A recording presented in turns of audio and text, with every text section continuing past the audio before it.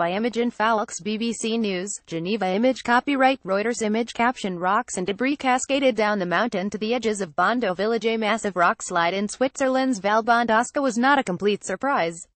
Many parts of Switzerland, two-thirds of which is mountainous, are at risk of avalanches and landslides. Communities in the Alps have been protecting themselves against such natural hazards for years.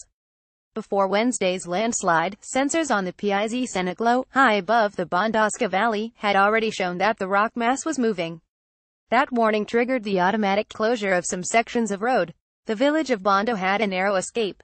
The 4 million cubic meters 141 meters cubic feet of mud and rock which thundered down the mountain ended up just centimeters from people's homes. That wasn't just luck. Bondo has a concrete barrier to protect it from the full force of a landslide, and the riverbed in the Bondasca Valley has been widened in the hope of channeling landslides away from populated areas.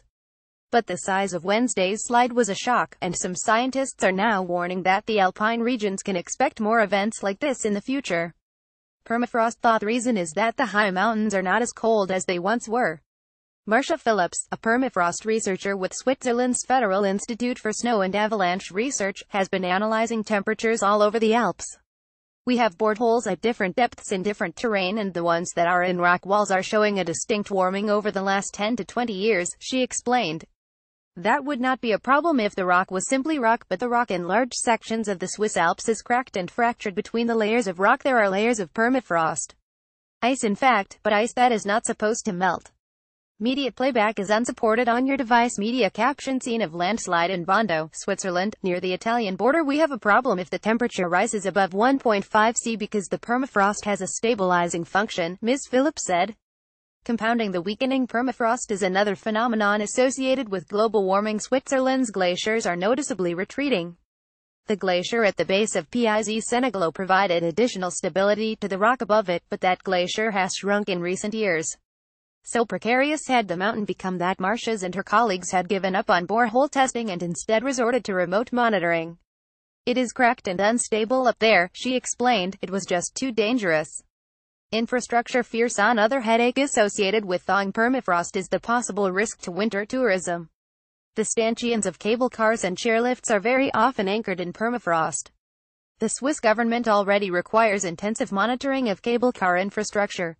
Lift operators must check regularly for any movement or creep. Marcia Phillips suggests that, if temperatures do continue to rise, changes may have to be made. I could foresee some having to be closed down or rebuilt, she said. Image caption: 8 people are still missing following Wednesday's landslide. In preparation, the Avalanche Institute has already produced a book, Building in Permafrost, with guidelines on how to build safely. It is possible but very, very expensive, said Ms. Phillips. That is not good news for Switzerland's tourism resorts, already suffering financially because of the strength of the Swiss franc. For now, though, the focus remains on finding the 8 people still missing from Wednesday's landslide, and on protecting those who live in the Bondasca Valley. The residents of Bondo have been told they cannot go home yet. 4 million cubic meters of rock came down, but another million, very unstable, still looms above the village.